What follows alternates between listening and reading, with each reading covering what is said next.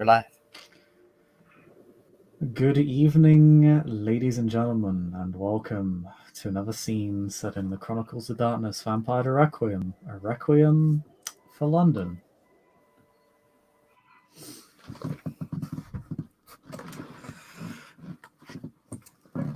We start our scene in the midst of a bloody struggle.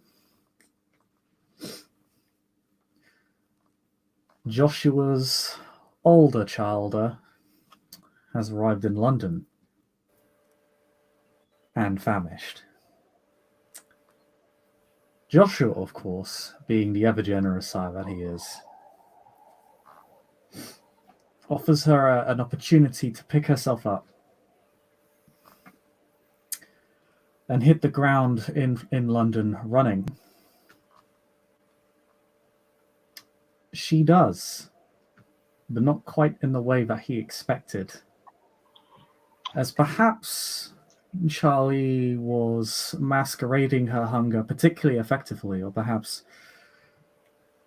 Joshua underestimated the amount of hunger that she possessed within her and the strength of the beast in its current state. But when Joshua offers his vessels, his following, his flock, up to Charlie, those who would give of their blood freely to the guardians of God,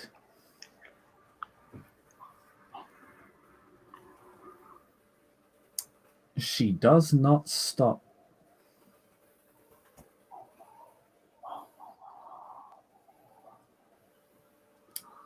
And she grabs them with preternatural strength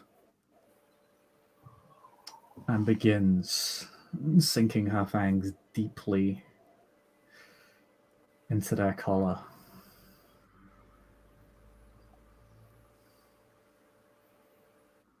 You can even hear the fangs penetrate the bone marrow.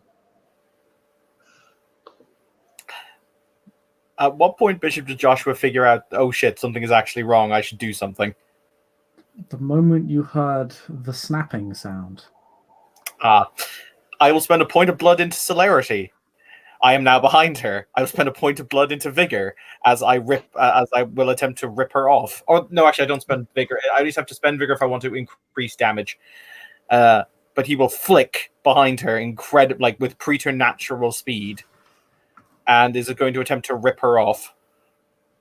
Okay.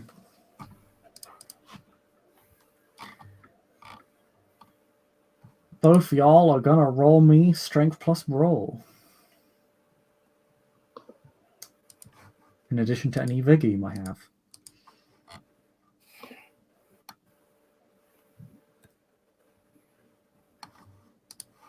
We take dice penalties if we don't have brawl? I don't think it's one of the ones that we do. If you don't have brawl, you take a -1 dice penalty to the check, as you are untrained or unskilled, I believe is the specific term.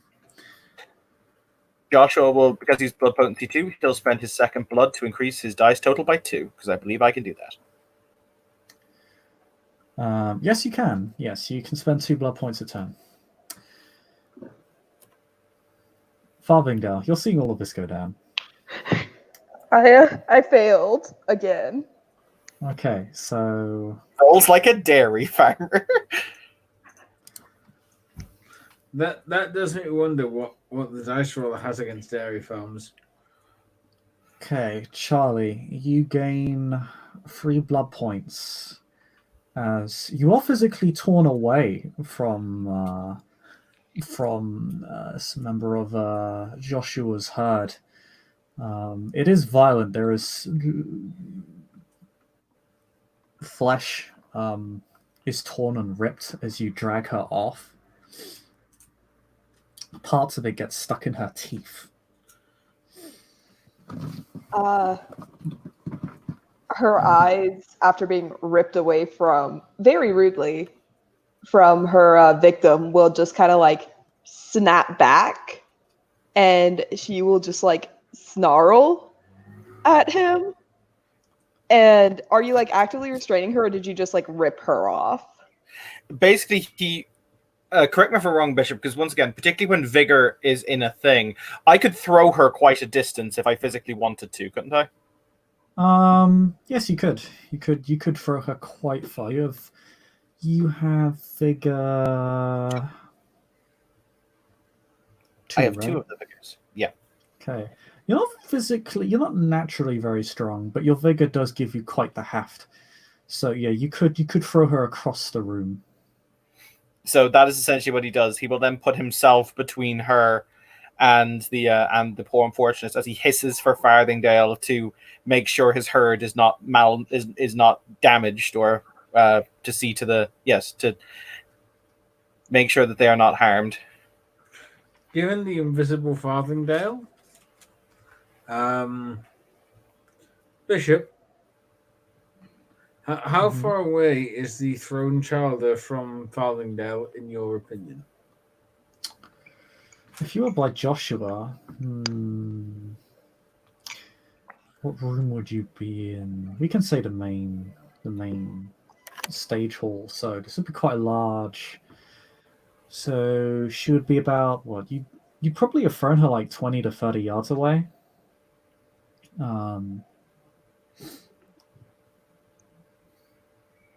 Further than any mortal, but does she start walking back over?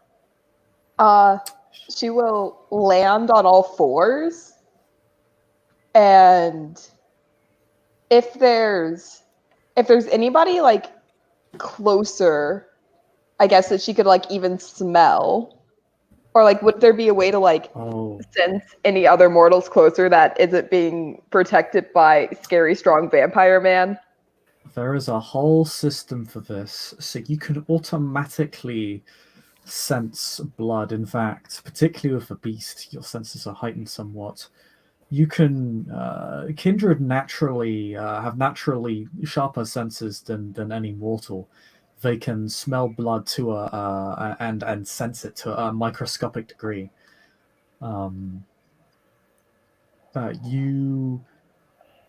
You can even hear the breathing and heartbeats of every mortal around you. You can sense that Joshua and, well, Farthingdale, if he was viewable, are still. The mortal you fed from has a rapidly accelerated pace, and you can smell the blood that is flowing off his neck and collar very strongly. I actually don't know, Bishop. Would lashing out, but basically, because I've never actually lashed out with his beast as Joshua, would that do anything to a frenzy in kindred? Basically, trying to do the I am dominant, get back the fuck down.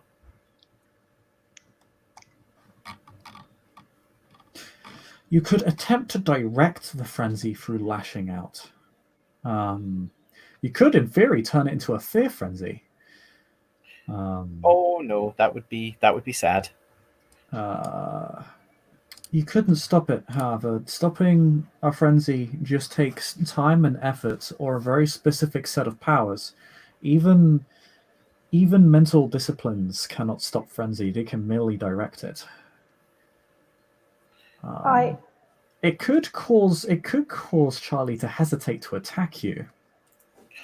No, Joshua Loki wants her to attack him because he can take it. So you know what he does? What would make, because bear in mind she's in feral animal mode, so is she more than likely just going to run at him?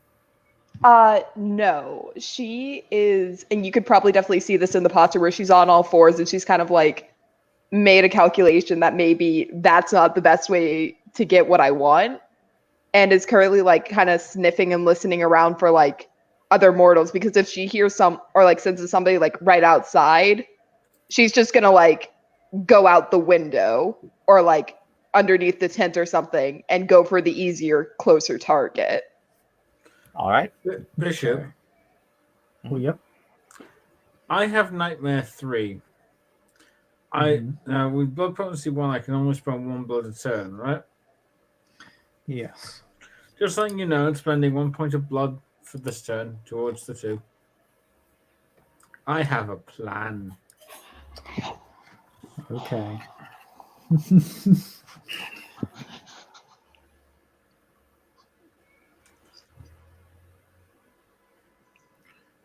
If no one is doing anything, I'll happily spend the other blood. Oh, So yeah, let's take it from Joshua, then Charlie, then Farthingdale. So Joshua, you take your action first. Joshua basically jumps. He can do hilarious feats of jump. As he basically dive tackles on top of Charlie to pin her to the ground. Okay, that'll be another strength contested. No, it's just a strength plus brawl check.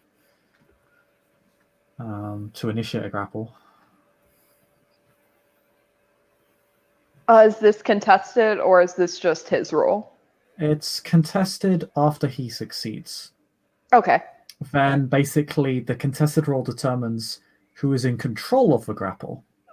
So if you won the roll, you could decide to flee his hold. You could attempt to disarm him. You could, in theory, even attempt to damage him and bite him.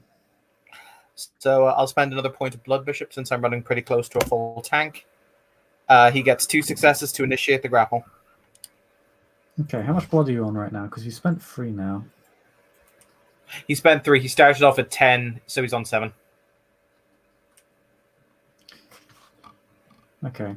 Oh, keep in mind you lose a blood point every scene. Did you roll? Oh, I did, yeah. He rolled 3 blood, and he was on... So in that case, he's actually on 6. My bad, I forgot about the 1 for waking up. So he's on a total of 6. Okay. That's still... You're still not in danger of frenzying in that state. Mm-hmm. Okay. You lose her defense. Oh, you do lose her defense, actually. That is important. You do lose her defense score. What is her defense score? Let's see, she has... 3. Yeah. So you lose 3 dice to that check. She is a slippery criminal. Will we just knock off the last 3 dice of that roll, or do you want me to roll 2 dice? I can do either or. I don't care. It's fine. We'll just go for one. You got it on the first dice, so it's fine. Okay. Okay, he does manage to grapple you. However, now you both roll strength plus brawl, not taking into account each other's defense to see who is in control of the grapple.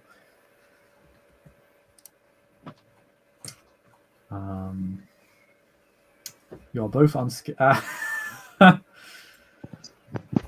This dice bot hates me. That's You amazing. beat me. So, yeah, Charlie, he pins you, but you then expertly, or rather in just frenzied haste, swiftly take control of the grapple. What do you decide to do? She is going to try to flee. Oh, wow, okay. I'm going to spend so much so blood by the time this is over. So you're going to leave the grapple. Now, you still have an action available to you, so are you going to go for the injured mortal?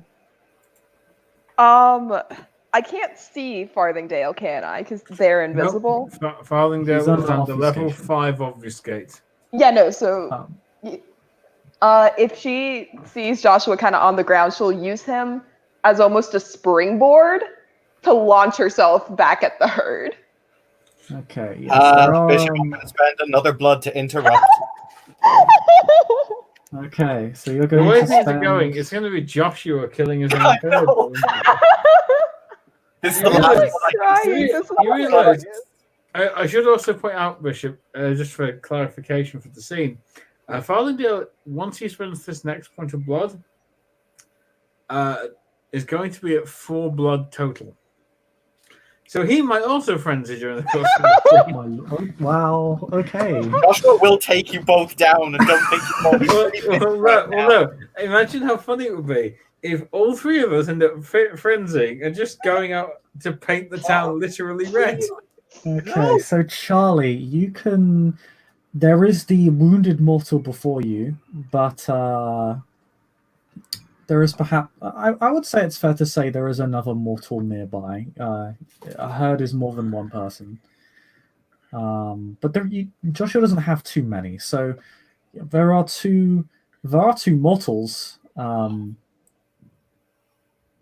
that have witnessed this and have backed the hell away from this. They are masquerade safe. They are a herd, but they are fleeing the situation. They are running to get behind the stage and hopefully away from the frenzying Charlie.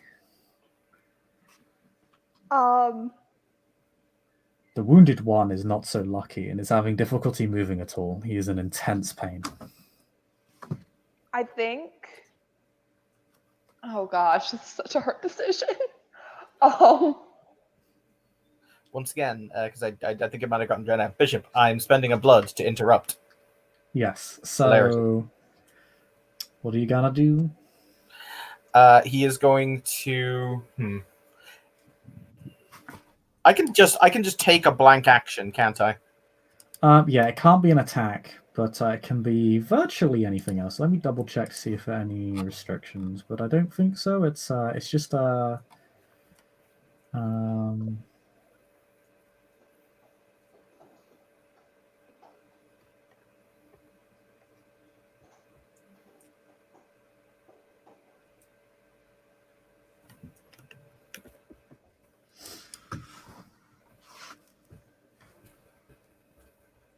okay, so in theory, because you have not attacked this turn, it could be an attack. You just can't use it to make multiple attacks in a turn. All right. Joshua reaches up, breaks one of the wooden arms from the chair, and stakes Charlie in the back. Okay, so that is a strength plus weaponry check. You're aiming for the heart, so you take a -3 dice penalty. If you wish to, if you're attempting to stake someone, you must do at least 5 points of damage to them. Does this subtract defense? It does subtract defense as well. However, he is attacking you in the back, so he gets I'll say he gets +2 dice to that. He gets dishonorable dog advantage. Yeah, she wouldn't be paying attention anyway. Yeah, he negates most of your defense. So you make a strength plus weaponry check. You add your vigor to it. You can also spend to do automatic damage of vigor. And if you do, you will need 3 successes on the check to stake her. Otherwise, she will. It will wound her, but it will not paralyze her. This is where Evan rolls 4 successes. Well, he's currently down 4 dice because of the 1 defense she still has and the -3 dice penalty for the specified target. It's not easy to stake somebody. Those that can are very good at it normally. Oh yeah, but you have to remember, Bishop, this is Evan rolling here. This is also true.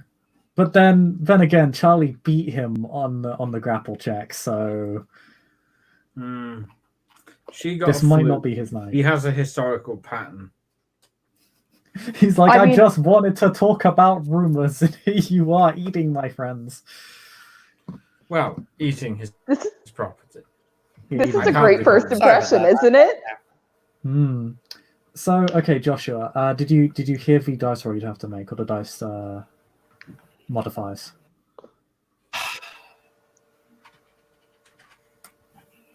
So, attacking the heart is... Oh, sorry? You have to make a dice roll. Do you know what dice roll it is? I think Evan might be having slight connectivity issues. Either that or someone needs to shout at him. Hang on. My internet's quality's just nosedived. Give me 2 seconds. It's funny because that was the only fluid part of him entering the hangout. Oh dear. gotta be honest, I'm kind of hoping he fails to stake Charlie. Because if he stakes her, that means I've wasted 2 points of blood and I'll be mildly miffed. Did you There know we go. this Sorry, was- my internet just suddenly Okay. taken an absolute nosedive. It's fine. So your dice roll is strength plus weaponry. You add your vigor. You can also spend a blood point to give yourself extra damage equal to your vigor. It doesn't take away from the extra dice either. The modifier is a -3 dice because you're specifying the heart. You're flanking her, so you get +2 dice, or you're back attacking her, so you get +2 dice. But you also lose her defense as well. So in total, you're down 4 dice on the check. In order to successfully stake a kindred, you need to do 5 points of damage to them. So you need to hammer that stake in, and you need to hammer it in hard.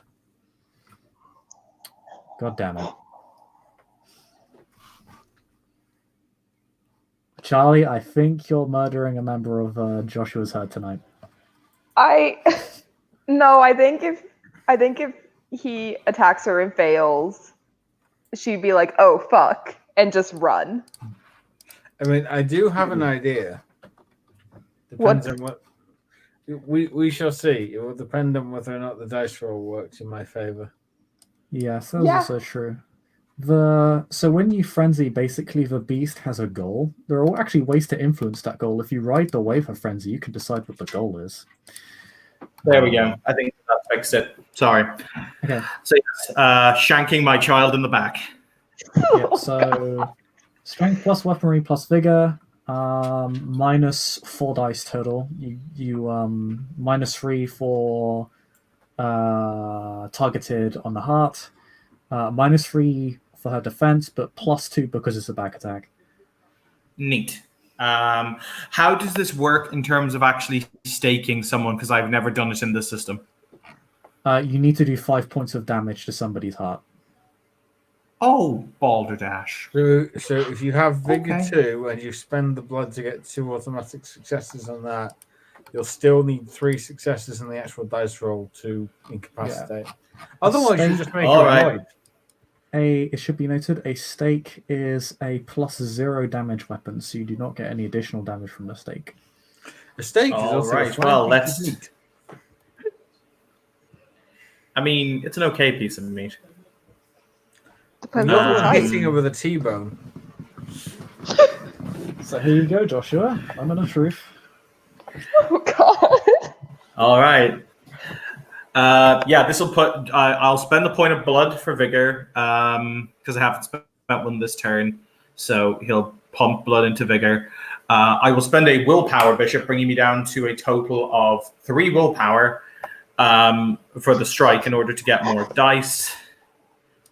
And I will shank my child in the back. Phrasing I didn't think I'd have to use today. Roll a Uh, 1. Roll a 1. Roll a 1. Oh my god. Oh, it's great because Tiger's completely new character is also going to walk in on this, what I will refer to as a shit show. This is a hell of a first impression. I mean, he's, to be fair, you'll barely feel it. Maybe we'll see. For all you know, I could whiff the roll. You never know. So in that case, Bishop, can you do me a favor because my internet's still a little spotty? Can you tell me what my relevant stats are? Because I can't remember them off the top of my head. Hang on. Take this time to look them up, Bishop. Also, okay. 1 second. Let me just go. No, just if you can just tell me what my relevant stats are, I'll roll the check. I just can't really look at the form. So Strength plus weaponry plus vigor -4. So he has a strength of 2, a weaponry of 3, which is 5, a vigor of 2, which is 7, and so strength plus 2. Yeah, so it'd be 3 plus 3 is 6. I am right in that assertion. Yes. Where's the additional +3 coming from? Oh, willpower? Willpower Yeah, being spent. Yeah. okay, yep. Yep, that's 6 dice. And you're spending for vigor? Yep. Okay. One off. Ooh, so Bollocks. Yeah, I get to do my thing. All right, so Joshua interrupts with a stake to Charlie's heart, but it almost reaches her heart, but perhaps Joshua is just an inch off, hitting one of the primary arteries instead. Now, Bishop. it's still Charlie's turn to act because keep in mind Joshua interrupted her before she could act, and she does go before you. So she is going to have her opportunity.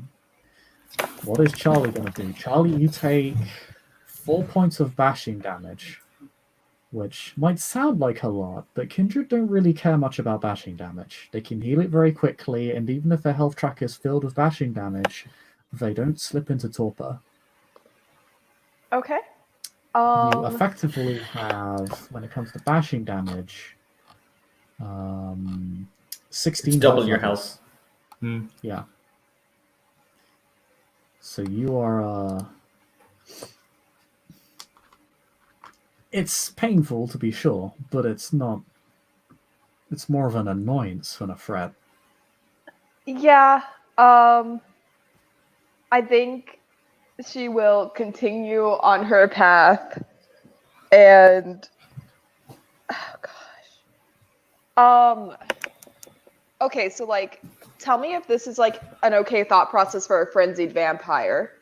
I want to go for one of the people running away because they're further away, and the thought process is I'll have more time to feed on them because like they're further away and Joshua wouldn't be able to get to me as quickly instead of going for the wounded person. They are. They do possess more blood. Yeah, like that's another And- reason. But like if and that's also not a Charlie's- line of logic a frenzied vampire would have, I'm perfectly fine with killing motherfucker. Charlie's beast does know it could catch them. Yep, because it knows how I'm fast gonna- you can move. Can I spend to activate a point of celerity? Oh yes, which allows you to multiply your movement speed by your celerity dots +1. So I think in your case, It doubles that's it. doubling it.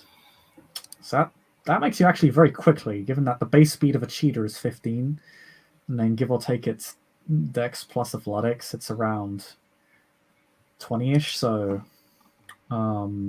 you are Joshua's base speed is 12. you go even faster than a cheetah. But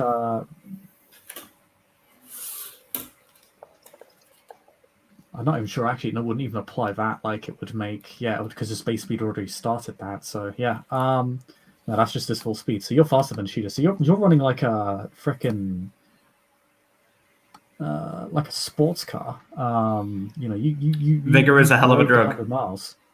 Yeah.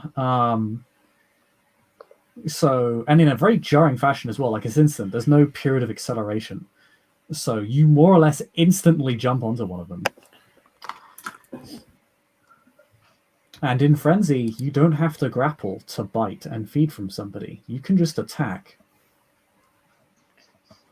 One Yeah. of the most powerful benefits of Frenzy is that you can just skip that action.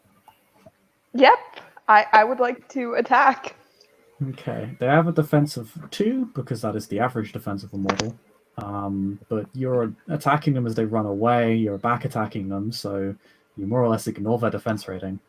So just roll me your strength plus brawl. It should be noted you're in Frenzy.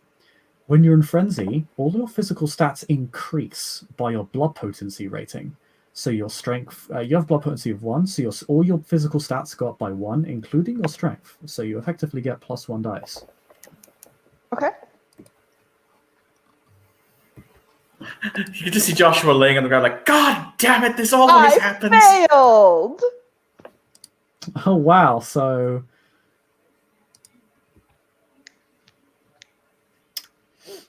the beast screams at the human within Charlie for its weakness, as Oh, she's screaming as too. the mortal slips through her fingers. Like she just screams at it. Farthingdale, if you have a plan, now is a good time. Am I Yes, able but- to act now? No one else? You are able to act now. She has taken her action, so Okay. This roll is contested by Charlie's composure plus blood potency. So is that a deduction or does she roll? if a roller is resisted, it applies as a dice penalty. If it's contested, she rolls against you. It says contested, resistance is reflexive.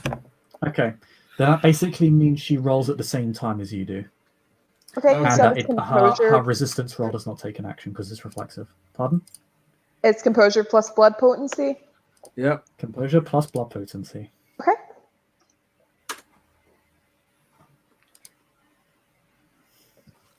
I got more successes. Yay! Okay, then. In that case, Charlie, Yes.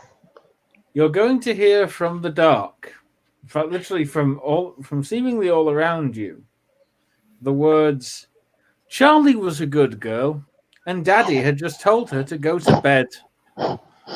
Go straight to bed and go straight to sleep." It's up to you how you want to respond to the. Now you suddenly have the delusional condition, and also you sincerely believe that you are in fact a good girl, and that Daddy has just told you to go to bed, to go right to sleep. In fact, Okay. So, Well So- played, Anthony. That's actually really cool. it's the closest thing I have to dominate. so a few interesting things happen now. Such an edict stands in direct conflict with the beast's desires, and yet the delusion, this belief, presses against Charlie's mind as if it were truly genuine and real, as if this is something she should do lest she suffer the consequences. So,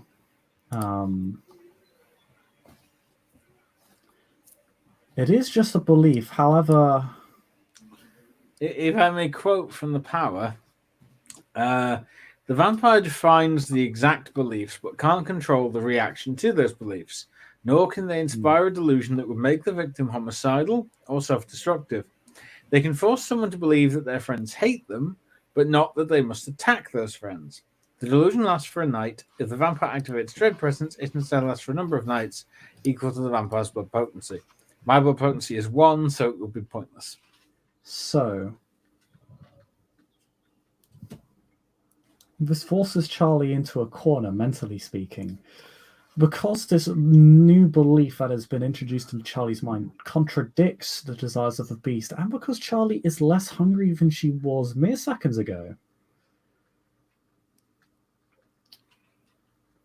You may opt to roll Resolve plus Composure again in an attempt to recontrol your frenzy under this new belief, under pressure from this new belief. Okay, are there any negative bonuses to it? You're no longer hungry, so you do not suffer any dice penalties. 6 blood is enough to keep you safe from hunger frenzy. I'm at 5 right now because I spent for celerity. You're at 5. That's fine. It's only once you get to 4 blood and below that you start suffering dice penalties. Okay. Also, but she does believe she's a good girl. I am a good girl. Just she might not want to kill people. She Wow. doesn't want to kill people. We'll Let's what the see. beast Let's see says. how the dice roll goes. I failed. Oh, come on! Oh, It's so my Madre mind. de Dios!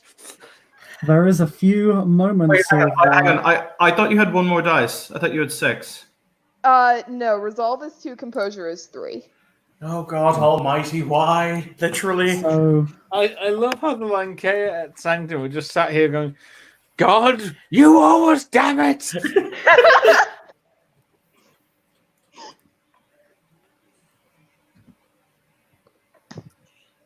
The Lankea are going to egging cathedral by the end of tonight.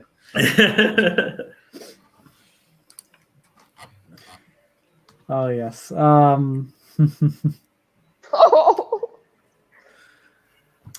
You I mean, in theory, we could always just lure it into like somewhere safe, like a furnace. I Well, It's I mean, allowed, I hear will. your beast go. "Ha, good, yes, yes, you are good. Now take what a good girl is due." Oh, no. You can actually feel your Whoa, beast hang on, what gesture to the mortals. what were you saying, Lydia? Because Joshua will now take his turn to try and stop this madness. Oh no, I will say, like, as that hits, she'll just kind of like grab her head and like start pulling at her hair, basically to be like, "No, stop it." And then it's that moment of, yes, we'll stop it. We'll stop it by killing things. Hey, Tiger, you walked into literally the seventh circle of hell. Hello, I'll be your Satan. I should also So- put out there's something else about the delusional trait, Bishop, that's kind of funny.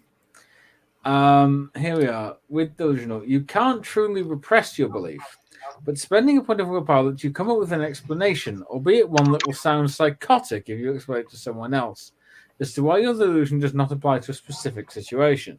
So, for example, she could actually spend a willpower point to convince herself to come up with an internal explanation as to why the fact she's a good girl and that Daddy's told her to go to bed doesn't apply in this moment.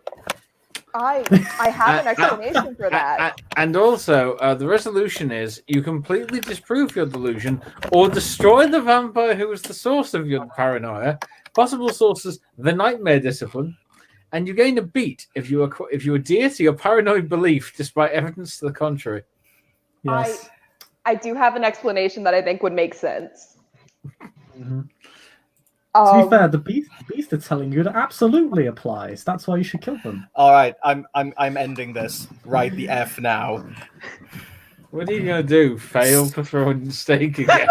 So this is actually, this is important. So Joshua, you are, because she's used celerity, she has doubled her movement speed. She's moved quite far away from you. It would take you a full movement action if you were to not use celerity.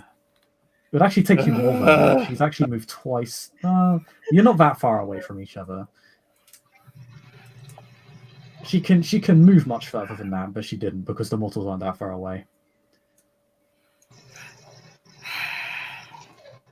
Jones, blood as have he you enters, hears the screaming of dying. I like that Jones literally just walks in with like a ledger book in his hand. He just walks in, like looks up, looks down at the ledger book, looks up again, just does a kind of a U-turn out of the room, like, nope, not being paid enough for this. Nope. He does the Abraham Simpson. Walks in, hat on hook, notices, hat off hook. Walks away.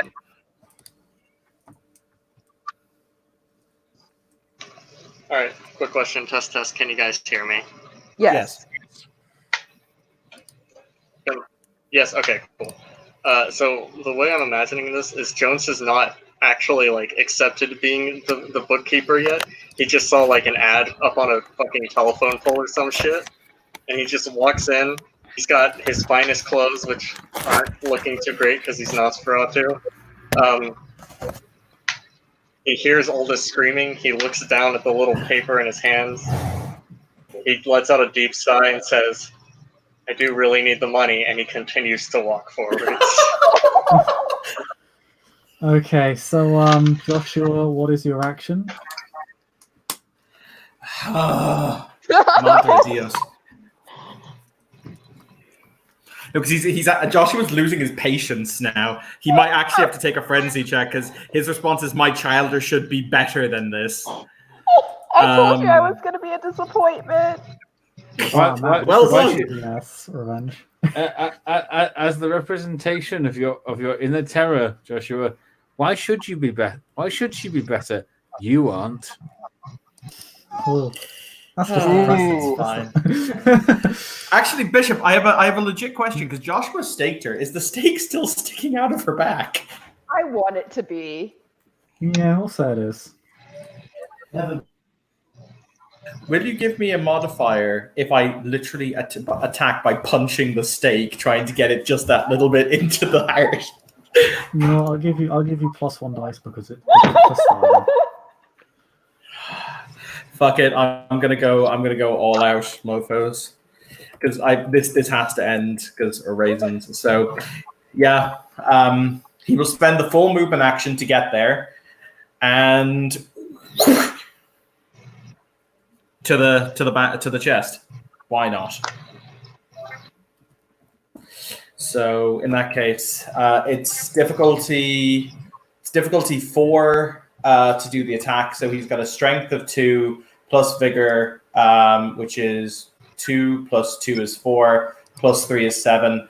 I'm going to spend a blood point, bringing me down to 3 blood for a total of 10. Never mind, go ahead. And I'm going to spend a willpower, bringing me down to 3 willpower total for a total of 10 dice. Get fucked. And there's a 1 dice because Bishop thought it was cool. There you go. If I fail this, I'm retiring the character and making my fucking fat boy. I'm leaving Charlie all on her own, you meanie head. Oh, I did not fail. Oh, you did not fail. So, okay. Oh, you actually stake her for real this time. That's not even if the stake were not in her, you would have staked her. So the stake pierces her heart extremely cleanly this time, doing another 5 bashing damage, which actually does pretty seriously harm her, because that doubles over into lethal.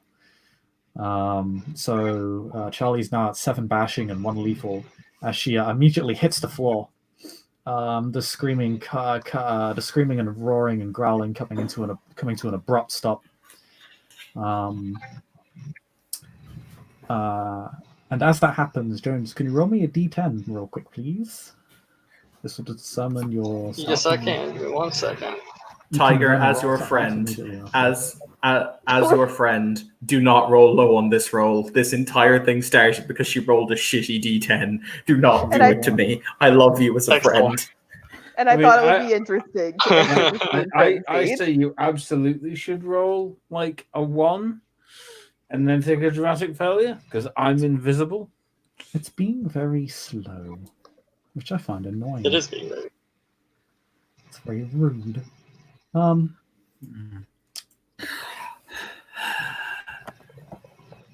we go. Oh, you got a 9. So you are almost. I got a 9. You're not hungry at all. You're at 9 blood. Yeah.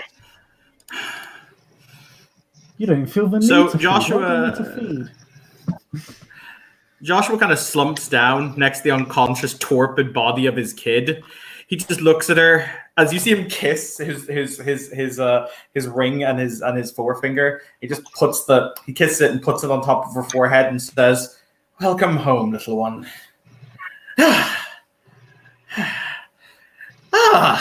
A new friend. Who comes to this, the abode of the damned? Hi, I'm Jones. I saw the ad for the position, and he just kind of holds up a piece of paper. Oh, interesting. A pleasure to make. I can sense his predatory aura. I take it, Bishop. Yeah, all kindred can sense predatory auras unless you're using obfuscate, in which case they're invisible and you cannot sense anything. But yeah, because everybody is currently invisible, you sense the predatory aura of everybody in the room. You can sense that they have no heartbeat, they give off no breath, and the mortals that are, their heartbeats are elevated, they are panicked, their breathing is rapid, and quickly becoming exhausted. Joshua will turn to his ghouls before he will point to the one who was injured, and he'll say, "Take her," because even though she's not here, Izzy is still a character who has medicine, so she'll just point to the ghoul and say, "Take her to see Dr. Moreau while I deal with this business now." Also, Farthingdale isn't invisible. Is still invisible, Bishop, because I didn't do anything. Oh, that's right. Yeah, you're invisible. Yeah, So I you haven't done anything to break obfuscate. However, I will need to require Joshua and Mr. Farthingdale because they are below a certain threshold of vitae. Oh, for fuck's sake. You realize if we friends in now, this is going to turn into exactly what I predicted earlier. Oh yes, Joshua will not have a herd anymore. I hate these frenzy rolls so much. I hate these frenzy rolls so much. What? Because it has actual stakes? Yeah, No, because Requiem can go suck a dick. It really can. I do not. I do not frenzy. There you go. Bishop, There you go. what is the roll for it? Just a D10? It is it's resolve plus composure minus minus 2 dice. minus 2 dice because you're hungry. Okay. So 4 dice.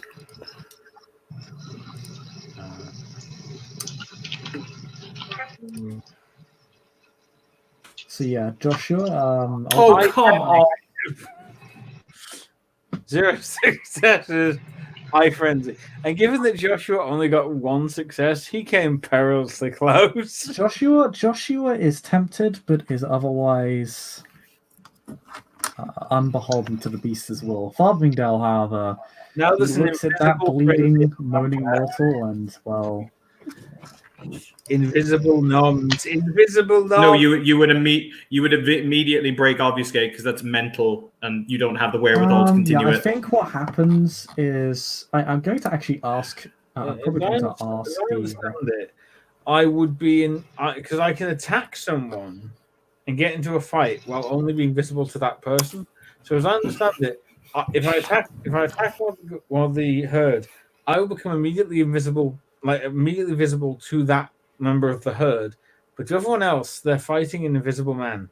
Yeah, only the struck victim can perceive the vampire. So, granted, you can see the puncture wounds immediately show up, so you can see the evidence of the violence, but you do not see the one engaging in said violence.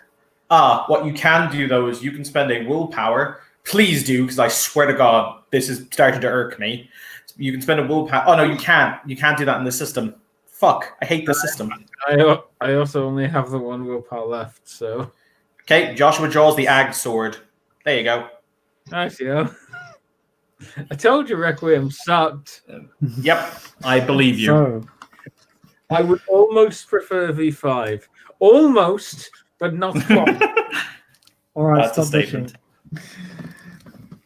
Time you draw the ag sword, you're going to attack someone you can't see, which you can do, but it will count as you effectively having the it'll count as you effectively blind fighting. So as if you had the blinded tilt against a specific person. I'll just No, he's not going to actually hit him with the Ag sword. He's just going to tackle him, I guess, because why not? I mean, you still technically have to tackle an invisible guy. Okay. Yep, I do. That will be today. I'm gonna be honest. I kind of want you to miss because I like the mental image. I don't. This is just tiring at this point. So you suffer a -3 penalty to hit him, in addition to his defense. What is your defense, Anthony? I'm just gonna check now. It's 2, if I recall. Yeah, defense is 2. You literally just hear Joshua just. No, actually, you know what? He's not going to hit him with an Ag sword. He's going to hit him with his sword, though. So you see him quickly draw a sword from his hip. Because to be fair, in theory, yeah, and he was just going to crack him with it because at this point he's fucking done. So what is the bonus? Because this is the sword that Joshua has, which is, I think it's a +3 bonus to his sword for the equipment bonus. It's +2. Properly forged sword is a +2. Is a +2 dice. Okay, cool. So he literally goes to play golf ball with his skull. So that's going to be 2 + 2 is 4, +2 is 6, +3 is 9. If you're using vigor, this will probably knock him away from the body that he is draining. Neat. Jones, So that's going to be. Jones seeing him draw the sword just kind of. I'll give you a second, and he just kind of Please. walks out of the room. Jones, you can actually make me, if you have medicine, you can make me a wits plus medicine check on that person. Yeah, I do have that. Okay. All right. So, Anthony, that is a hell of a schmack, as we say in the Bible. That is a total of, because he's going to spend for his vigor. So that is a total of 6 or 7 damage. Okay, so Yeah, sword does +2 damage, so that does 6. That does 6 damage. Is Oh no, Is this it would just- do 8 damage because he has 2 he spent for his vigor +2, Ah. so it would be 4, so 8. this is yes, it does 8 points of bashing damage. Yeah, it's bashing damage.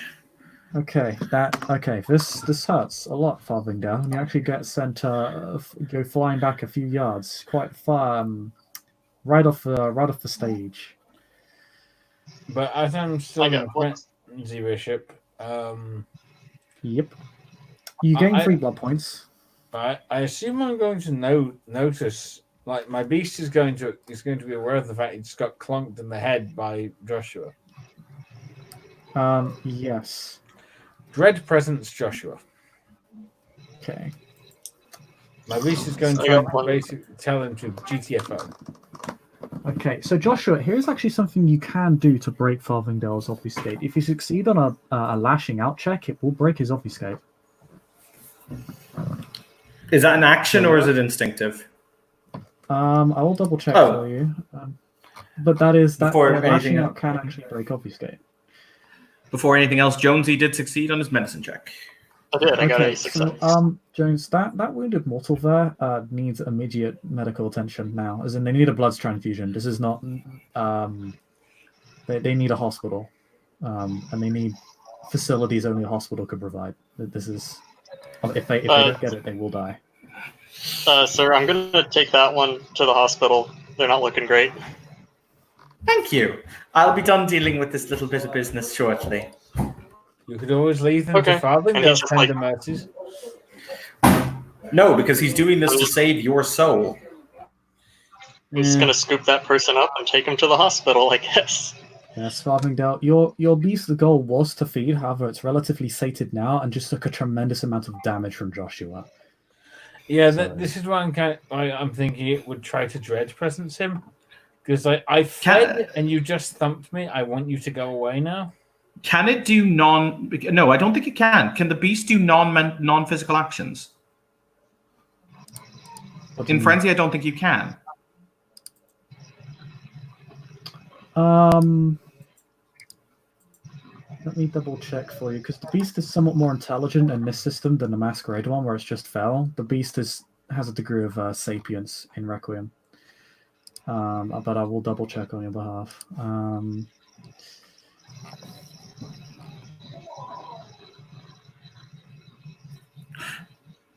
Ba, ba, ba, ba.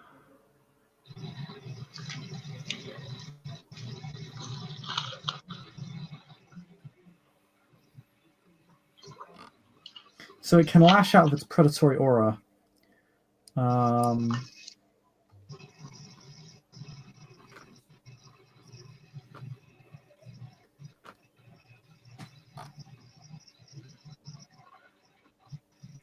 So how does one do a lashing out bit, Bishop? Lashing out, you roll either your strength plus your blood potency, your intelligence plus your blood potency, or your presence plus your blood potency, depending on the condition you want to inflict on your opponent. Which will be the appropriate one for go the fuck away? Bestial or competitive, which would be strength or intelligence.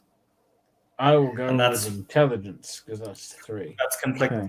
That's conflicted by what? Whatever stat line you want to use. So strength, intelligence, or presence plus blood potency. Cool. I'll use intelligence as well. This is where Joshua's higher blood potency is going to win him the day. We can hope. Oh, I'm rolling 4. You're rolling, I think, at least 5. 4 successes, and you have none. Oh dear. You know what, Bishop? Fuck it. I'm going to take a dramatic failure on that one Okay. because we want the frenzy to end. So More than life Yeah, itself. it shunts you violently out of frenzy as Joshua's beast asserts its power over your own in overwhelming fashion. Your beast shrinks and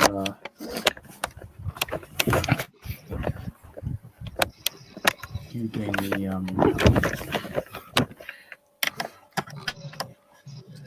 You gain the what did you use, Joshua? Did you use strength or intelligence? Intelligence. Okay, and you do gain the competitive condition. And because it was a dramatic failure, we'll say it is persistent, so it does not resolve at the end of the night. You'll have to do something to get rid of your sense of inadequacy.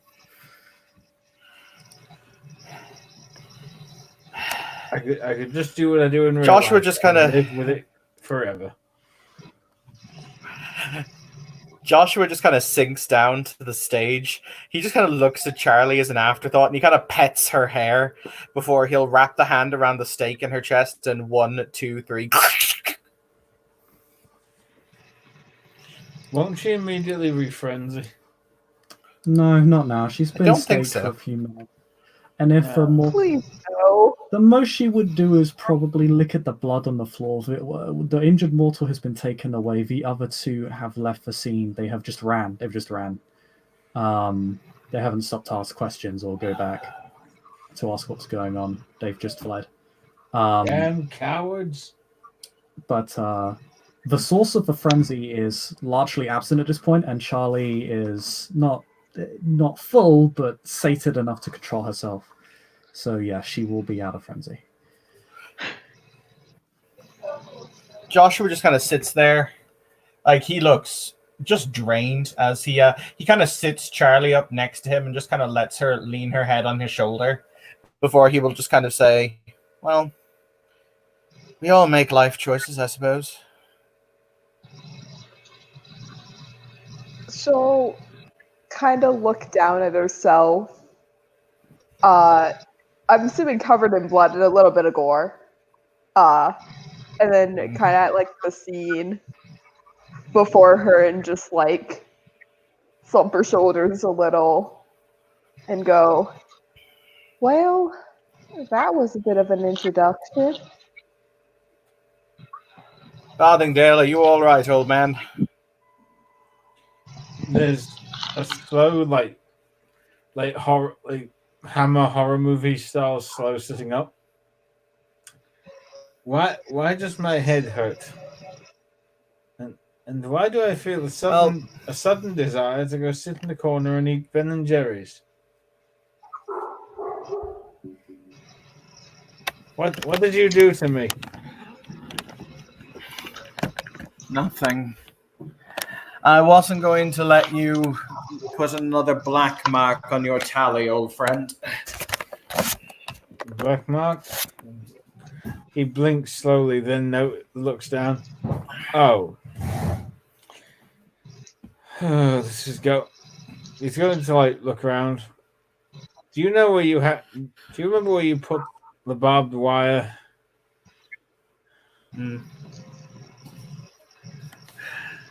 Well, welcome home, my darling child, he'll say as he kisses Charlie's just kind of like the side of her head. If it helps, at least it's been an entertaining homecoming. You don't look that entertained, if I'm being completely honest. He shrugs. Well, considering most people in the city, I think, want to kill me at this point, it's always good to see friendly faces. What did you do this time? I tell you what, Bishop, are you okay for us to do just a bit of a fast forward for poor old Jones to come back? Because I feel kind of bad. Excuse me.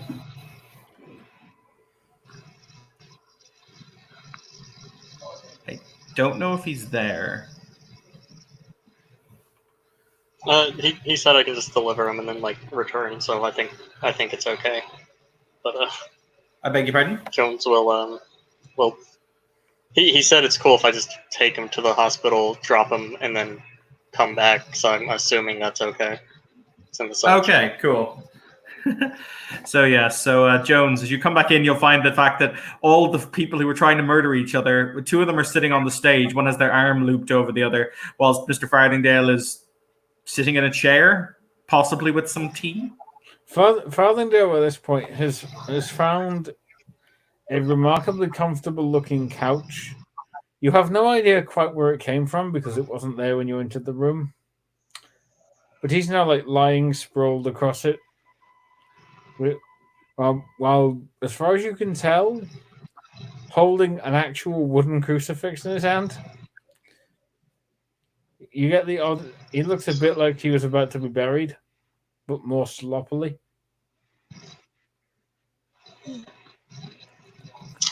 So, my name is Jones. It's nice to meet all of you.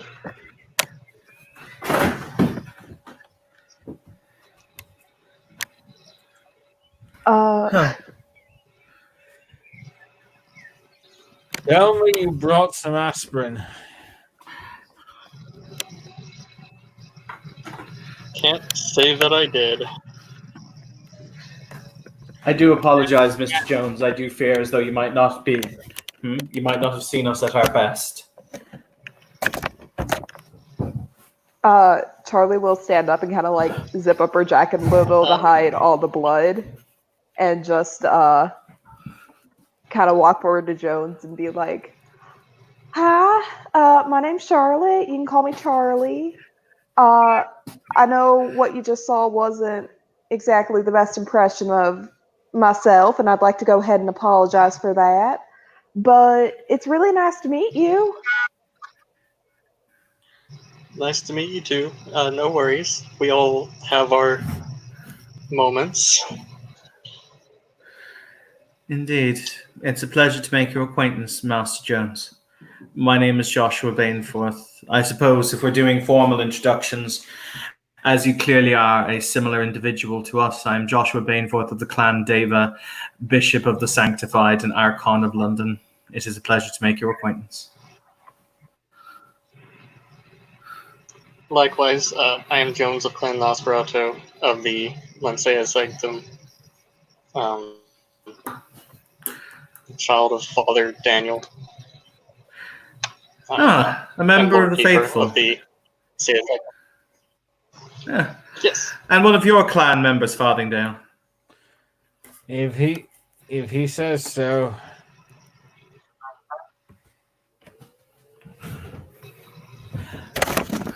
I do apologize for Farthingdale. I fear I may have hit him slightly too hard. You're damn right you did. I haven't stopped seeing the pink canaries. And would someone turn off that damn telephone? The ringing's getting annoying. There's no ringing. I think that's just in your head. I bloody knew it. I knew we didn't have a ring phone like that. In the end, we are as God made us, and the simple fact of the matter is that, well, we all must embrace what we are, even in moments like this that are unpleasant.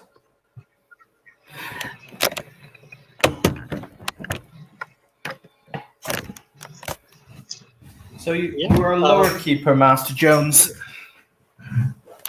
I am. I've got a little bit of a library going for our,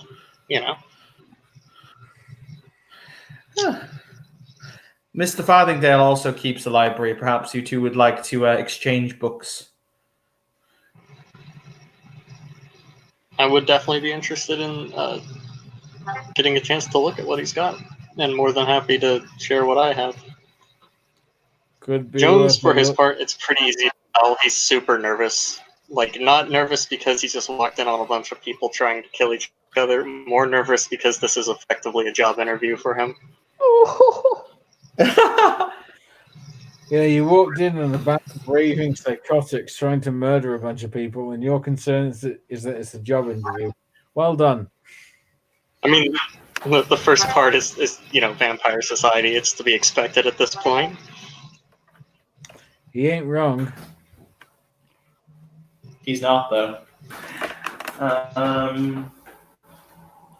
Joshua smiles before he'll say, "So, you're interested in the position of our bookkeeper here and general manager, yes?"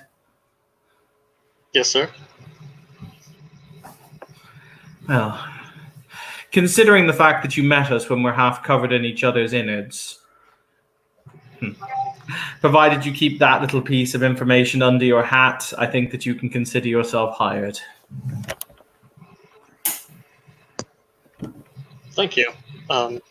Also, that person I took to the hospital, they didn't see me or anything. I just dropped her and ran. So I think that'll be okay, if that matters at all. Right. Joshua kind of half turns his head to Charlie before he'll say, "You will make suitable recompense to that person. Yes?" Of course I will. Good. Good. Well, Master Jones, you've joined us at a rather interesting time. I've been recently named the Bishop of Camden. Unfortunately, there is one slight hiccup in that philosophy. There was already a Bishop of Camden because the Archbishop is an absolute douche cannon. See, Currently, allow me to bring you up to speed on our sect's politics, Master Jones. The Archbishop is a member of Clan Nosferatu. However, soon he must enter Torpor, as he has been awake for some centuries at this point, many centuries, in fact, up to 4, from what I've been told. And he has lost the popular support of the Covenant as a general whole, but he is still the Archbishop. Bishop Castiel is the running favorite for his replacement. She is the Bishop of Camden, where it is we currently find ourselves. So in order to weaken her position, he granted me the bishopric of Camden so that she and I would end up fighting one another like a pair of rabid dogs. I see. Couldn't you have supported her move yes. to become Archbishop? I beg your pardon? Couldn't you have just supported her move to be Archbishop? That way she'd have a reason to want you in the place. In theory, I could have. And to be fair, the interesting conundrum is I haven't declared my support for one side or the other. In theory, Castiel is still a bishop. There is just another... Essentially, what the Archbishop did is he bought another vote. Because when the current Archbishop lies in Torpor, we will vote on a new Archbishop as the duly appointed representatives of the Synod's Council. So, yes, sort of. But I haven't decided which way I will vote when the time comes. Castiel is a moderate, whereas the Archbishop's chosen replacement is his childer, Flemeth, who is a much more conservative, shall we say, fire and brimstone style preacher. We aren't going to get many recruits if we're being all fire and brimstone. People don't like sulfur. Leaves a terrible stain. I believe I can take a note from my dear Childer's book here. He'll say as he nudges Charlie, when you win more, what was it, you catch more flies with honey than with vinegar? Well, that is the saying. What about wasps? Well, wasps won't bug you none if you're not swatting at them. Wasps don't bite, they sting. What school did you go to? Eton? Harrow? Yes, he is waffling slightly.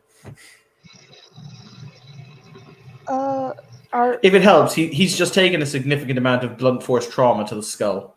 Do you want he looks like he's wanted to. Do you want like a fan for your Phaeton couch? He's going to turn his head and look at you, and just say quietly, "Didn't Daddy tell you to do something earlier?" Before turning away again. She'll turn to Joshua and just be like, "Well, he did tell me to go make up for the whole thing." I feel I should point out, delusional is a persistent condition. Okay. She'll just kind of like go and sit back on the stage. And yeah, Joshua just Guess she'll just kind of pass Joshua out. just kind of. Sorry. Carlin goes a narky also when he wants to be, and he has the power. So we have to, Mr. Jones. Currently, I'm attempting to organize a large charity concert for. Did you read about the unfortunate deaths of the police officers in the papers? Yeah, I've heard about that. Do we know why that happened? Like, was it an us thing, or was it just a regular thing?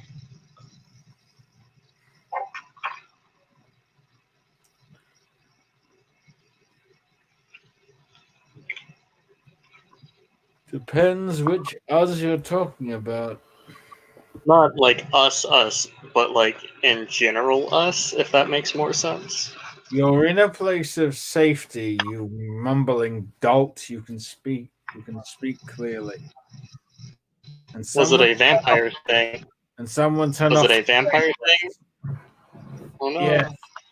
It was a vampire thing. Turn off the damn stage lights. He bellows across to the stage.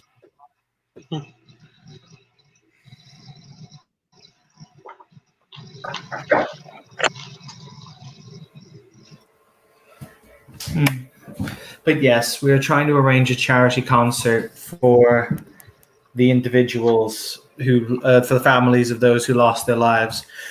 What they probably didn't tell you, or you didn't read in the news, was it was a vampire attack by a frenzied member of the Ordo Dracul by the name of John. Was it John Goodman? I can't remember his name. That was Julian Goodman. That's the one. John No, I Goodman, now have that's an image of John Goodman frenzying. Yeah. Do you image of John Goodman frenzying and murdering a whole bunch of people now? I've got a weird watch.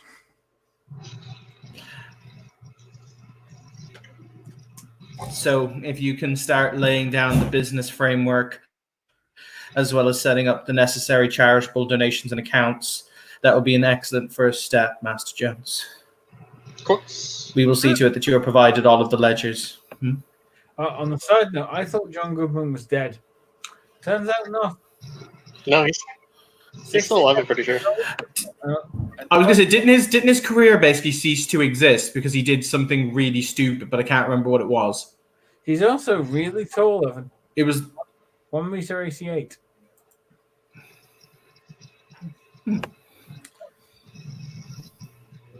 Welcome to the John Goodman Hour. How are the adverts this evening? No, John Goodman didn't do anything stupid. It was His it was career. Roseanne. His career hasn't really gone away. Like he had there was a movie he was in. Let's see. He's been in films for most of his career. Like if you look at his filmography, I don't think there's a single year from 1983 onwards when he hasn't been in at least one movie. Like he did 1, 2, 3, 4, 5, 6 movies in 2017.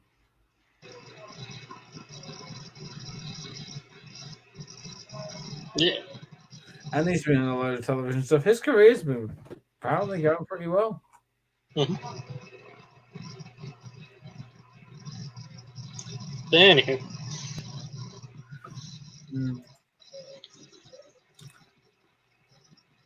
Bishop, are you dead?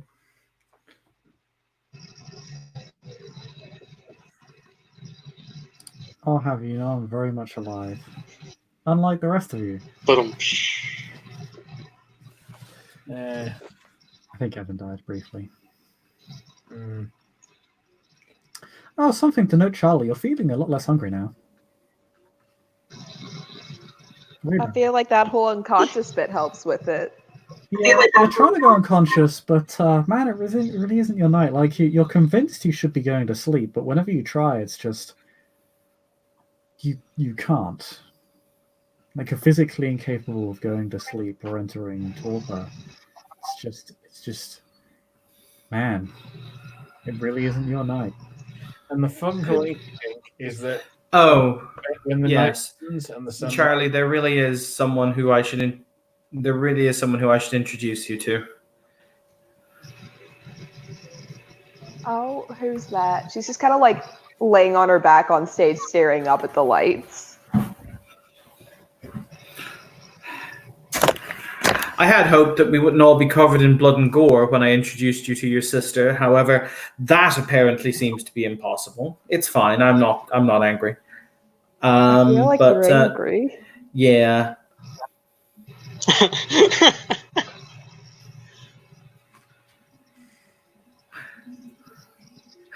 But Bishop, let's see if Jenna is around to come and meet her new blood sister. I go looking around for Jenna, huh? Well, it's funny you should say that. 1 second.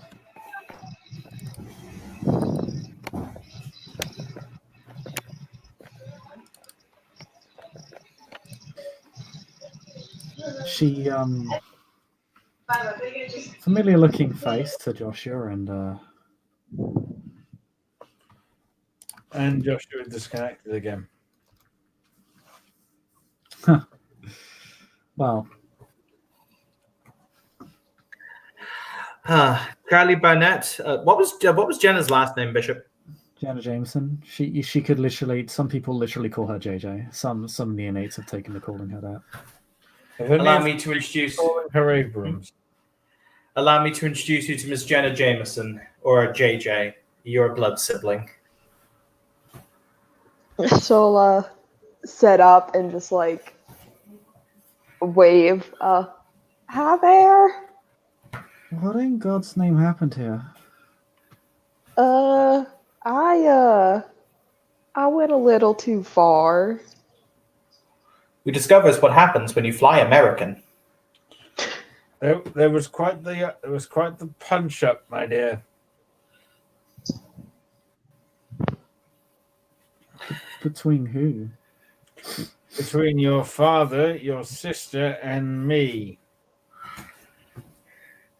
Unfortunately, people were hungry. As I said, blood has been somewhat hard to come by for some. So when I offered my herd, things happened. Fortunately, I don't believe anyone is dead. It is what it is. She's just kind of like looking sheepishly at the ground, like fiddling with her jewelry.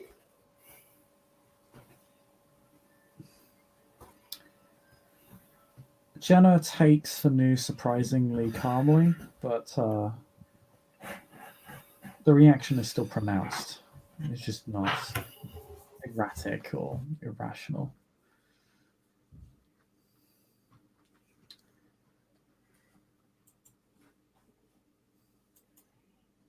She walks up to the stage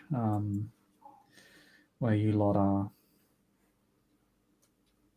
Her predatory aura briefly brushes past Jones, and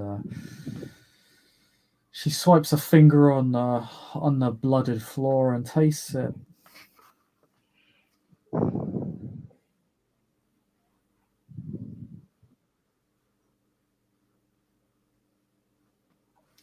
Her eyes narrow slightly at the ground.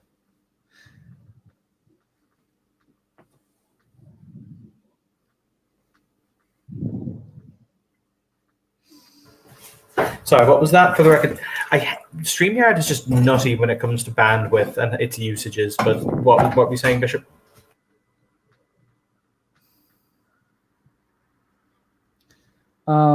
She basically she took the news fairly calmly, but her face still dropped. She walked up to the stage where everybody was, swiped her finger along the blooded floor, and then tasted the blood. And then narrowed her eyes at the ground, or at her finger, or at her hand. Is something about it unpalatable to you?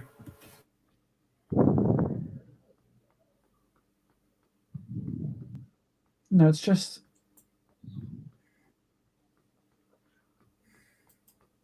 I don't know. I just don't think we should be quipping about it.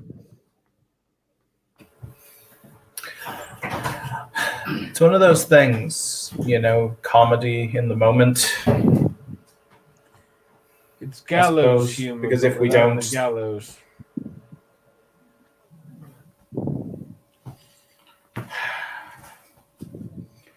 It is what it is. No one is hurt or no one is dead. That is the main thing. Those who have been hurt, we will make recompense to, because they do not deserve it. We are the shepherds. We are not the wolves. We are the wolves only to the unworthy and those who are not righteous. It is a simple credos.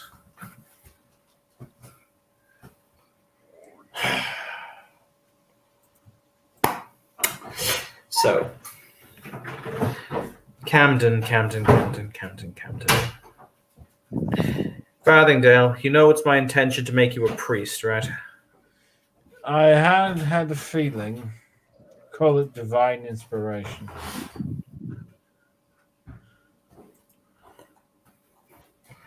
I'm curious, Jenna. His head kind of flicks to look at her.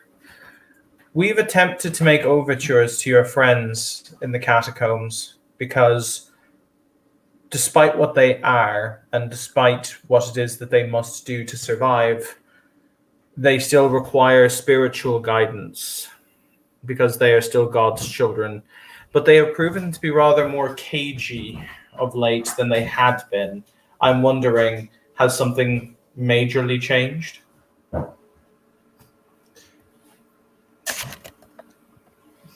When things get more heated on the surface, they tend to dig a little bit deeper.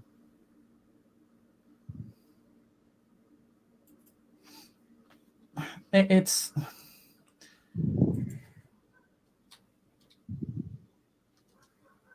difficult to explain. But it kind of depends. Maybe there's something out there looking for them. I mean, I was there when you revealed to them the threat amidst themselves. Maybe they're hiding because of that.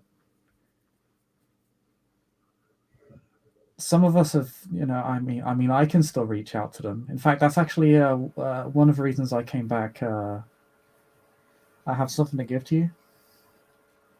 Oh. Yeah, I was asked not to open it. She pulls out of her pocket a small envelope.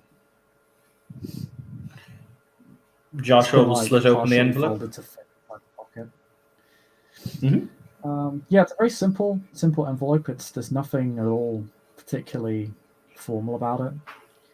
Mm-hmm. Not even a name indicating who it should go to. Mm-hmm. But you open it up, it's a simple letter. You unfold it. The anthrax powder goes everywhere. The message sent to you is simple. It is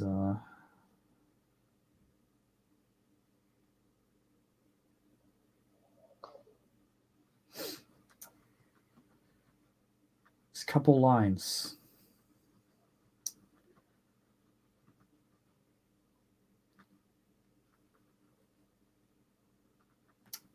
Establishment gonna hit you in 48 hours.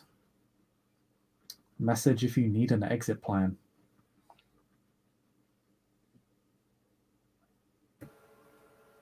It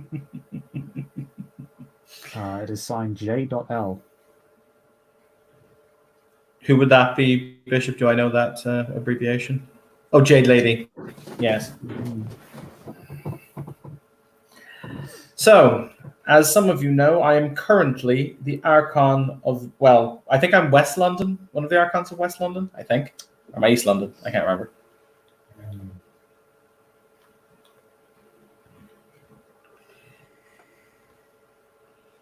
I am an Archon of one of the boroughs. He will say. However, I believe the prince is now going to strip me of my title and my own life in the most verbose way he physically can. What I have done, I did because I could not stomach corruption and the vileness that this domain has been allowed to happen. I have seen people no better than teenagers used as experimental subjects. I have seen twisted contortions of the flesh the blood, the very soul. I have been a privy, and by God's will, I will have it no longer. I have told the Carthians of this. They will attack the prince's private prison within the next few nights in order to, well, begin the war. The city will burn. The unrighteous will burn. However, I did not think the prince would lie. I did not think it would take long for the prince to find out. And apparently, if your information is correct, and I have no doubt to doubt the Jade Lady and her accessions, they are going to hit our home within the next 48 hours. So, they asked, do we need an escape plan?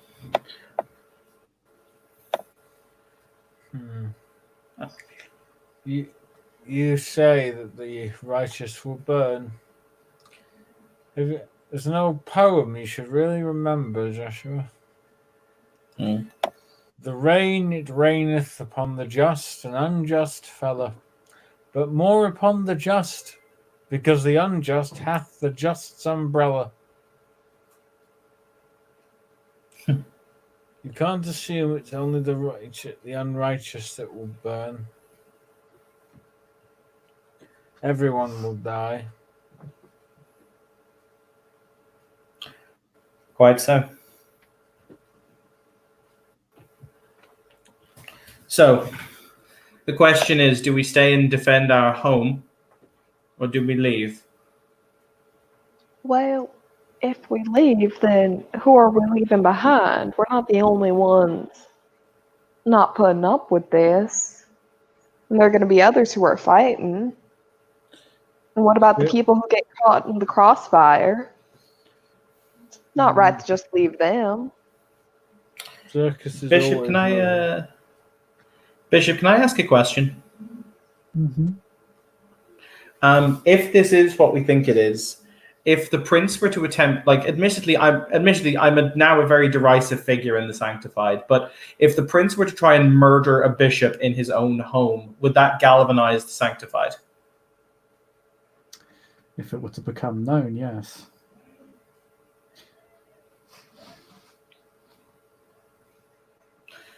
Joshua will bless himself. Actually, yeah, I think we do bless ourselves in the Sanctified, don't we? Before he will say, Farthingdale, you are able to turn this place into a quote-unquote fun house, are you not? I can certainly make it a place from which it isn't easy to leave.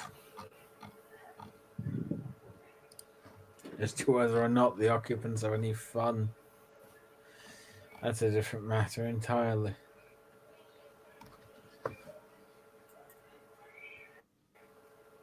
This is my home. If the Invictus come for me, so be it. If I die, then others will see them for what they truly are. So I will stay. The rest of you may leave if you wish.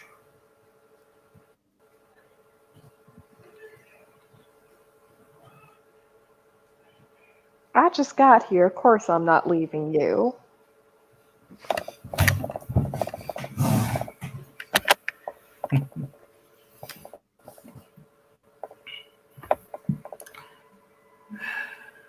All right, then.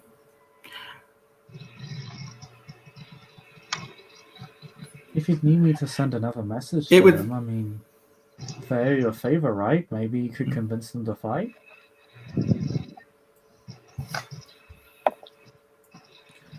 Tell them to stay below ground. This isn't their war. I mean, At that's least I what don't I think thought. so. No. If you will forgive my saying so, Farthingdale, this is their war. This is everyone's war, because they don't deserve to be treated like vermin. Let God treat us as we treat the least of us.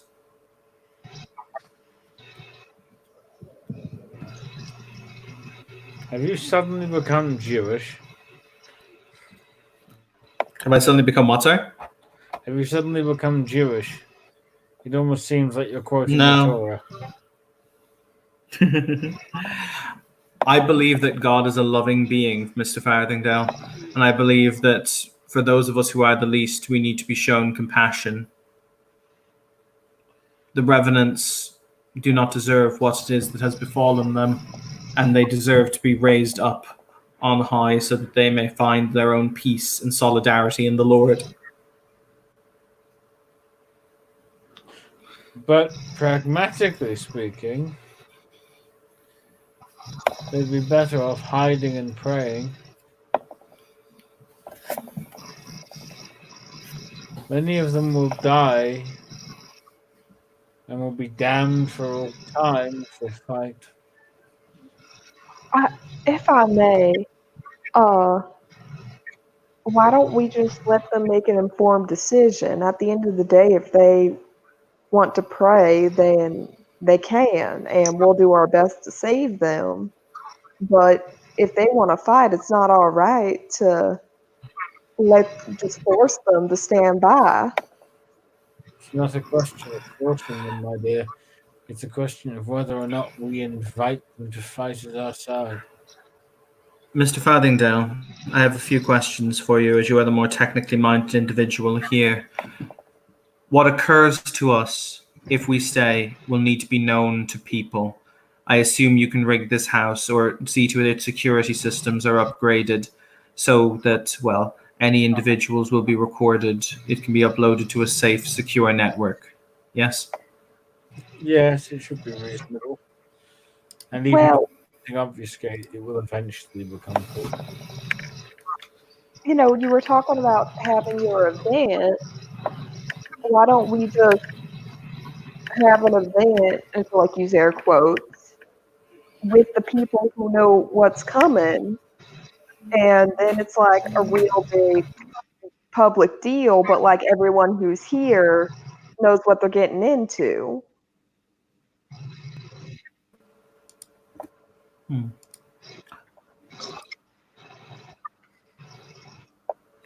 So, Bishop, sorry, just to clarify what the letter said, it said that they're coming in 2 days, right? 48 hours. You weren't given a precise time, but 2 nights. 2 nights seems like it. Could also potentially represent a daytime attack in 48 hours, which also may be why they're offering an exit strategy, but it's not entirely clear. By the way, back me up on this, Bishop. So we actually have a really high-ranked safe place. It's like the max it can be because we all pooled it together. So actually attacking us is a pretty severe thing because I know I have it, Izzy has it, and Farthingdale have it. Yeah, this place is very much, and actually Jones will see this as well, is that while this place is very much a stage hall, it's also very clear from its design that it's meant to benefit from from specific disciplines. It's literally built for the Kindred condition. And if Jones, or probably after the scene when he gets led deeper into the theater, there are deliberate dead ends and the like, and multiple exits and entrances. Most of which can only be opened from the inside.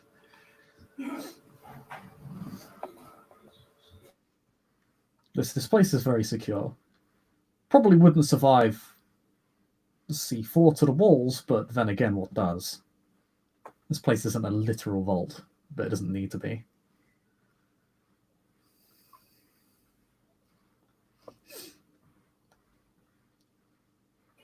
For example, Joshua could probably benefit a great deal from those rafters. This whole place has been in part renovated to benefit him and his comrades.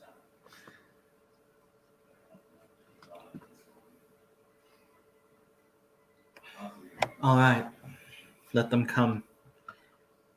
By God, let them come. You know what, Bishop, Joshua takes out his phone and he says, allow me to introduce you all to a co-conspirator, I suppose, in this. because after the last scene, Bishop, I got a number that I can use to call Mr. Stainforth. Yes. So I would like to call him up, please, and thank you.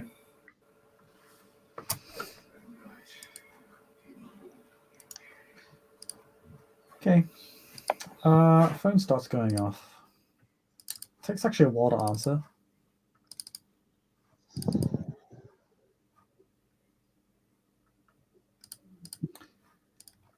But eventually it does. Bishop, what can I do for you? I need to figure out, how do you read the photos? Because you're just better at Minicam than I am.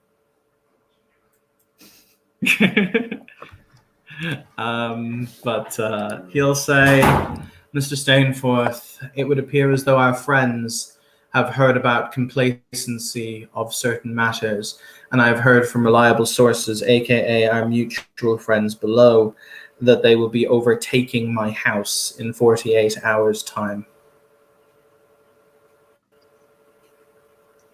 I assume you would like to keep your house.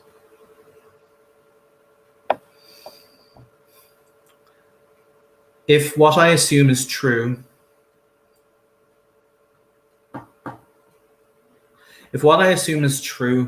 comes to pass, and they openly assault a member of my standing in the Lankea and his own home within his own domain, within our territory, it will galvanize our enemies against. It will galvanize my covenant against such individuals who take such actions. I am willing to martyr myself, should it be necessary, for the cause. There's a moment of silence over the phone.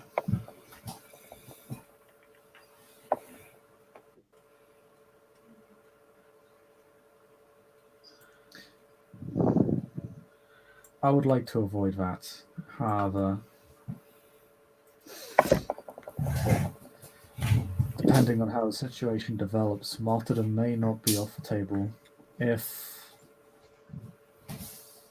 the ruling establishment is aware of the information you have given to us, then the sheriff will likely involve themselves directly, particularly given what you used to be. In theory, it's interesting. The prince has yet to openly strip me of my titles. It seems interesting of such hypocrisy, doesn't it? But that's neither here nor there. Perhaps the reason he has not is to...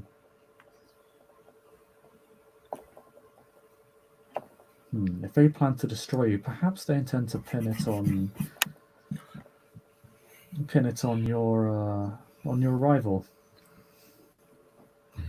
Bishop Castiel, possibly. But the simple fact of the matter, Master Stainforth, is, in that case, if I do not martyr myself here, or will not attempt to do so, what we will do is, if possible, we will allow the attack to come. We will fight for as long as we are able, and then we will withdraw.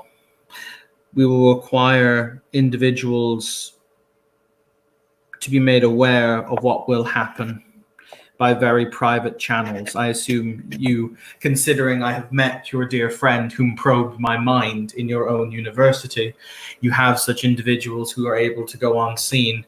So it is they can whisper in the appropriate ears exactly what will happen and whom is coming. So they will already have the truth before the lie can be revealed.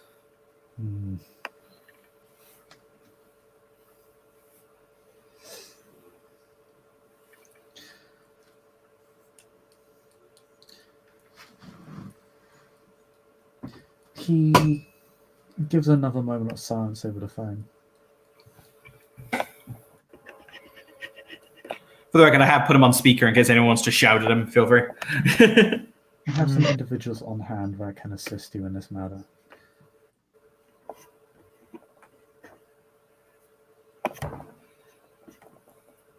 What did he say? Sorry, Bishop?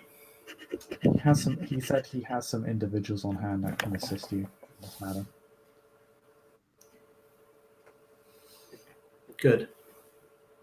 I will prepare my home as best I can.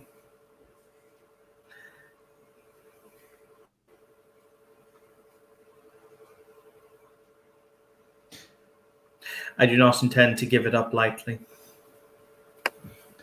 I don't believe you will have to.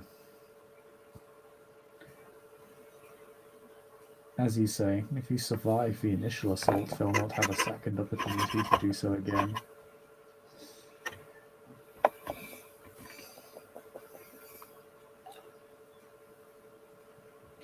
What was that? Sorry, Bishop, I didn't hear your last line.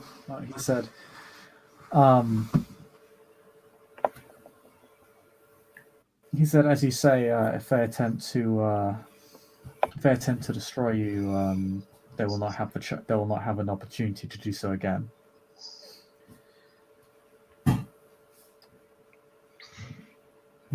After all, as you say, to assault a bishop is to declare war upon the sanctified. It is as if one was to attack one of my ministers or one of the prince's primogen. It would be a matter of the utmost severity. It would necessitate a response. There is one thing I did not tell you, Mr. Stainforth, but I have no doubt that you would be able to use this information in the event of my death. You attended, I remember Dr. Moreau spoke of your bravery and gallantry at the Princess Elysium, where it was a certain individual was almost crushed by a gigantic metal beam. Speaking on the matter of the Princess Primogen, I have no doubt you remember. Yes. It was.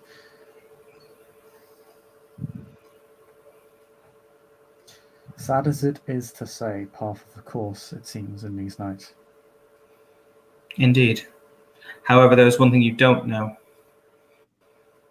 It was the prince who organized her would-be execution, and the Circle of the Crone currently possess proof of this.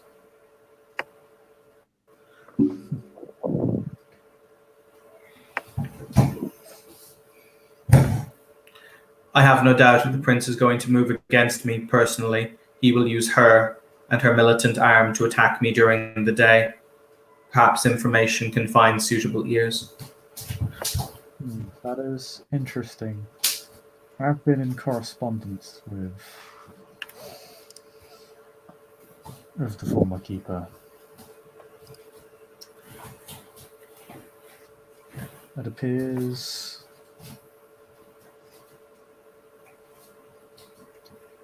I'll have to distribute my resources more thinly than I had anticipated. But that is neither here nor there.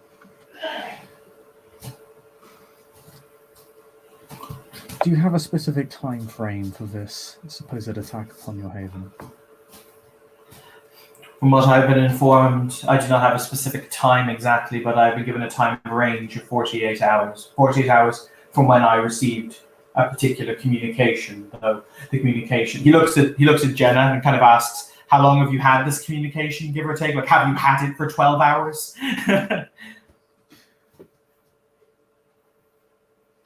She says, "Oh, I just received it an hour ago." So approximately 48 hours from now.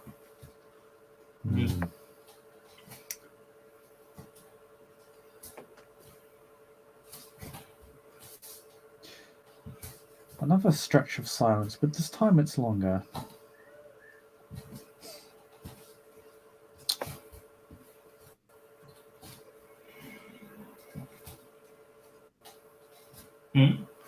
That is ample time.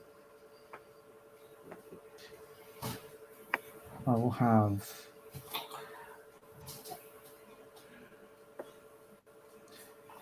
have watchers ready during the day if you require it, if you suspect a daylight attack. However, part of me suspects that would not be the case. Your blood is... well, you are young. You possess a far greater opportunity of escape than those my age would. And I believe this is something the sheriff would desire certainty in. And if not they, then the prince.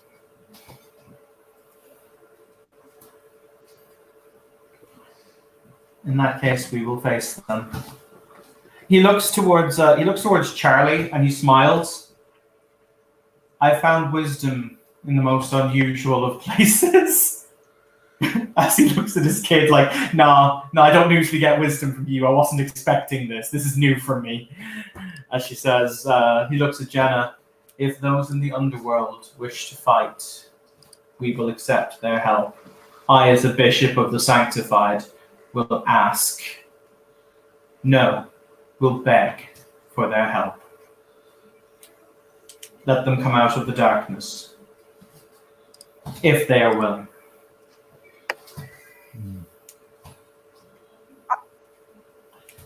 I know this is an attack on us and on you and a little, I guess, more personal, but we've already established that's going to stir the pot, if you will, with the others among us.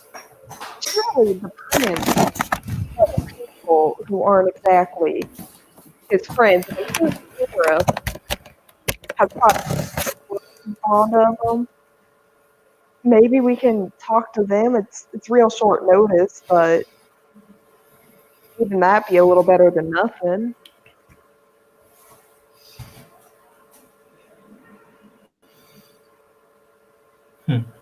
Quite so.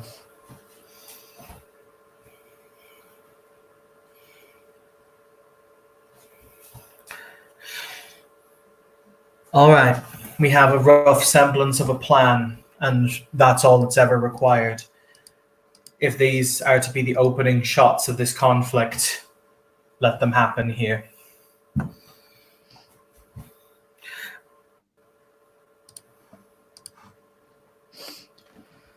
I will see to it that all the necessary precautions are taken on my end to ensure your survival. If you wish to involve those below,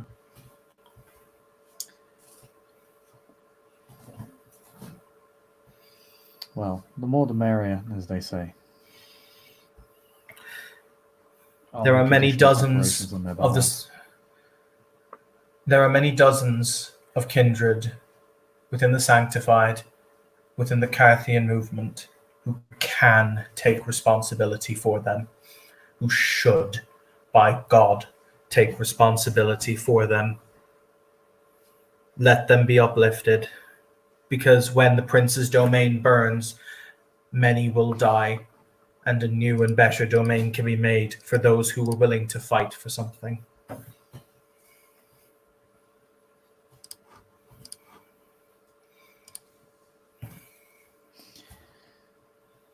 Then if that is all.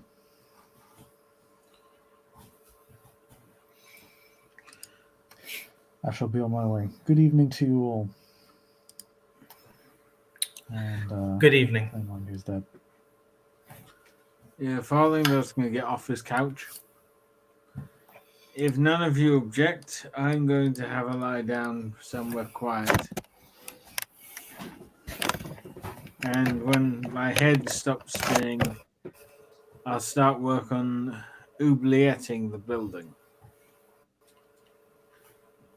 Incidentally, Joshua, have someone on hand, or better yet, several someones, who can keep me topped up, as it were. This is going to be intensive. I will do what I can. And with that, Farthingdale will go off to his chambers to go and have a lie down. On an OC note, Anthony has to disappear for a prior engagement. Ooh, what are you doing? I'm being nosy now. I have a sales thing to do. Ooh, what are you doing? I'm being nosy now. I have to go and have a meeting with the Primogen. Remember how I said she wants to yell at me? Oh, yes. Enjoy that. See you later, Anthony. Nice, yeah. Talk to you later. What were you saying, Bishop?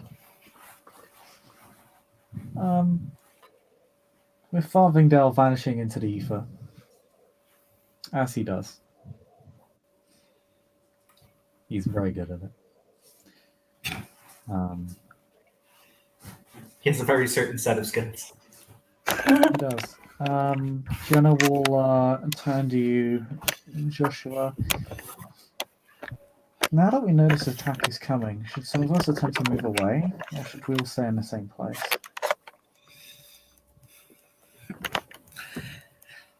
He looks at her and smiles as he says, "As I've asked, bring my message to your friends in the underground, and then stay with them for your own safety." Do you want me to bring your older sister with me? Do I want you to bring what, sorry? Do you want me to bring older sister with me? Just kind of bobs her head at Charlie in a fairly sardonic fashion. He looks at Charlie and smile. He looks at Charlie and smiles and says, "Well, you always were interested in counterculture. Would you like to meet vampire counterculture?" Sure. I think she'd be delighted.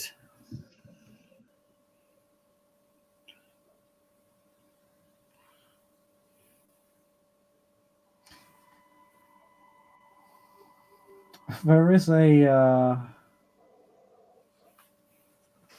very interesting expression she gives. It is a smile, empathic, but strangely foreboding towards you, Charlie.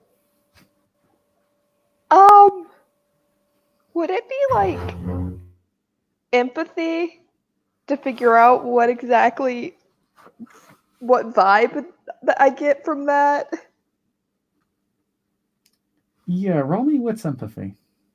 With sympathy, okay.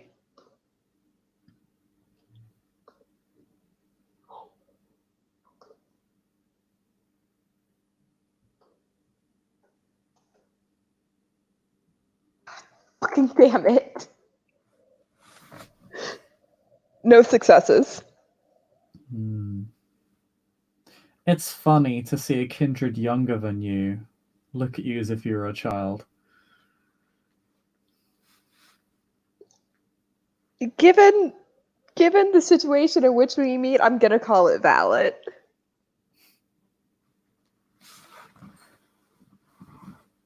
She'll walk up to you, Charlie, and she'll say, once you've cleaned yourself up, I'll show you around town, okay? Yeah, that would probably be appropriate. So this doesn't happen again. It's that and well, the whole system the court has around here for domains is just idiotic and complicated. So there's really more places to avoid than to go. I will definitely keep that in mind. I'd hate to be wandering around somewhere I'm not supposed to be. Oh yeah, that reminds me. Stay out of the west side of Wandsworth. Nobody goes there. She'll just kind of give a thumbs up.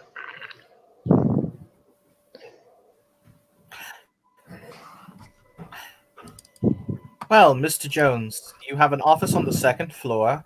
You just go out through that door to the left. It has an adjoining bedroom if you wish to use it, and I hope you don't die horribly in the siege that's about to happen.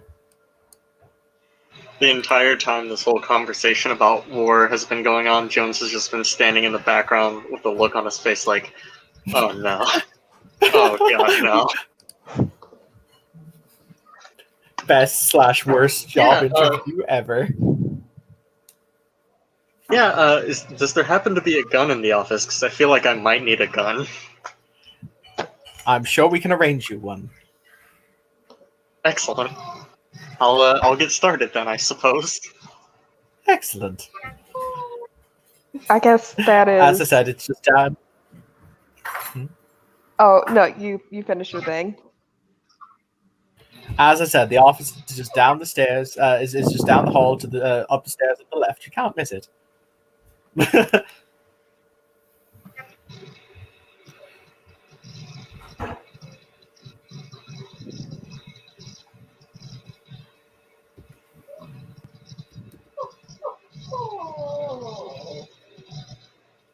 That I guess that does bring up a good point of if we are going to bat with all these people, I should probably ask if you have any spare anything. I'm real good at slipping away. I guess you found that out. But the whole and so like punch the air like kind of lazily a couple times. That thing isn't really. Yeah. I'm sure we can arrange Here's the kind of something.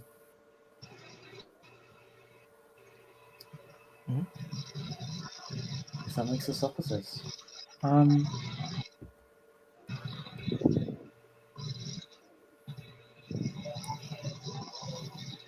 Yeah. Okay. I'll head out then, because yeah, if we want to get this done, I'm gonna have to go now. So All right. I'll see you soon. Take care of your older sister. She doesn't know the ways around the sewers as well as you do. To be honest, I don't know them as well as half of them do.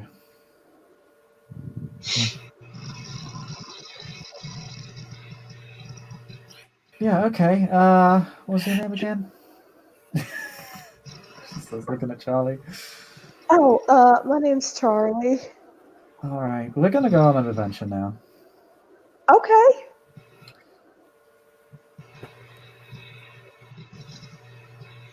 Come with me. I'll show you what to do and where to go.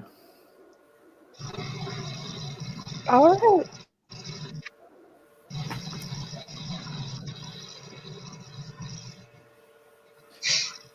So yes, Jenna will take Charlie out in the town, and to more than a few discreet homeless spots. But she explicitly tells you if this is where you want, if you want to contact a revenant, you leave a message here. She takes you to a few spots that have been marked out by the homeless, like places that generally within or near to the London Underground. Places that the homeless and vagrants have marked out as safe to sleep or to find food, etc.